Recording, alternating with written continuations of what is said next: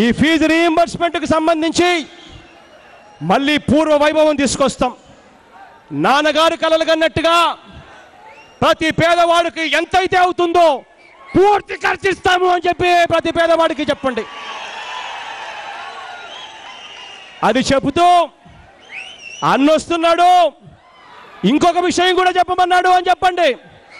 అదేమిటనంటే ఆ చదువులు చదువుకునే దానికోసం అని చెప్పి నెల నెల పిల్లాడికి హాస్టల్లో ఉన్నందువలన తినడానికి రూమ్ రెంట్కు అయ్యే ఖర్చు ఇబ్బందులు పడతా ఉన్నారు. అన్నొస్తా ఉన్నాడు, మంచి రోజులు వస్తూ ఉన్నాయి. ఫీజు రీయింబర్స్మెంట్ పూర్తిగా ఇవ్వడమే కాకుండా ప్రతి పిల్లాడికి సంవత్సరానికి 20,000 రూపాయలు